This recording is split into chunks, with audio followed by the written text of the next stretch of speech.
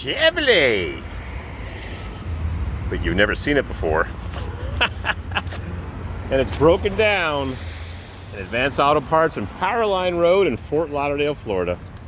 Oh, I just had to go play my usual game of picking up stray vehicles on the side of the road. I mailed the guy the license plates, and here it is. Made it 45 miles out of a 65-mile trip. It says it runs rough, and it ran great. The AC was cold. It's a 99 C two-wheel drive 3500. I just had to have, wanted to take a trip to Florida, just get away, out of sight, out of mind. And fired up, ran great, and then it ran out of power, and it was idling really rough. No, it was idling well, rather. I apologize. It was idling well, but it was surging from the first minute I got on the open road. So, long story short, I coasted to several stops on the side of the road in Fort Lauderdale, Florida. And long story short, it's got a brand new, somewhere there, inline pump, fuel pump. I don't know if it's a good one, but it was clicking. I think it was clicking. I heard it clicking when I first fired it up. And the PMD, the pump mounted driver, is in fact in place on the injection pump, just where GM intended it to overheat. And in the glove box are two spares.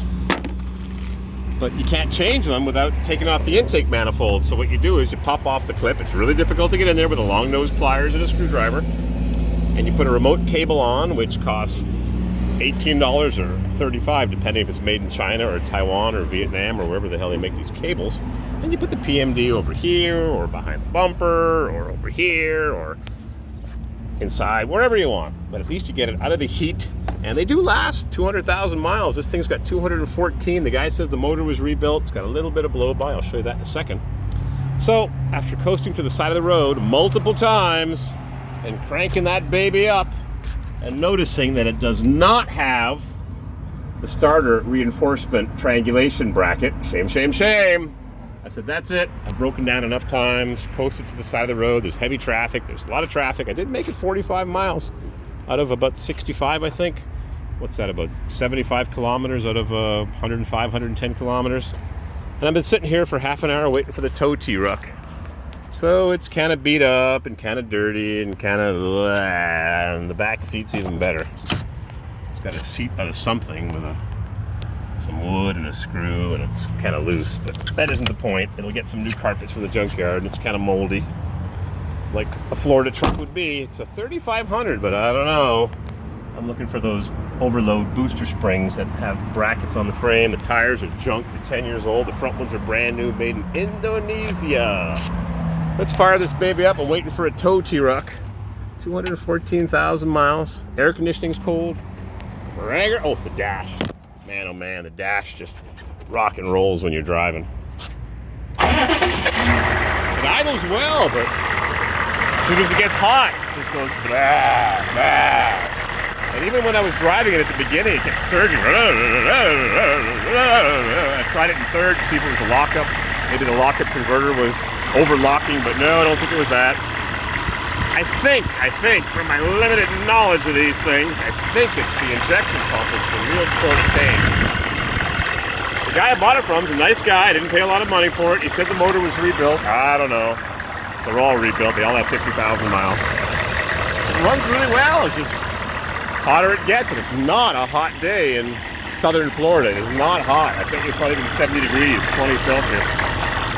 As soon as it would get hot, it would just run worse and worse and worse, and I'd pull over on the side of the road. Tranny shifts well, it locks up, but fan clutch is stuck on. That's good for fuel mileage. It would just peter out and lose power, and it coast to the side of the road, let it sit for a few minutes, it would fire right back up, it just run terrible, and it got worse and worse and worse. So is the PMD defective? It's got a lift pump. I know it's not the best one, but it's on there. It looks shiny clean, and I heard it working at the very beginning when there's no oil pressure. It gets a signal from the key when you're cranking it or something. I forget how it works, but the truck was running, the air was cold, and it just got worse and worse and worse to the point where I was only making it a few hundred feet. And I said, that's it. I'm going to break the starter off the block, and I'll really be in trouble. So, I enjoy you guys watching my videos, and maybe somebody will have a suggestion. I'm going to leave it at my friend's house, and I'm heading out to other points south. I'll be back in about a week, and maybe I'll order a PMD cable for $18 or $35, and maybe I'll get a spare PMD because I don't know why these two things are sitting here, but if they're bad, and you can't change it because it's buried. It is impossible to remove. So you just put the cable on. I've done a couple of them. And you put the PMD, you put it over here, or you can put it anywhere you want. I think I need a better PMD and a number 9 resistor, which I don't know where it goes. Wish I understood. I got another diesel also. All of a sudden, it's 6.5 diesel time. Crank that baby up. Where's that tow truck?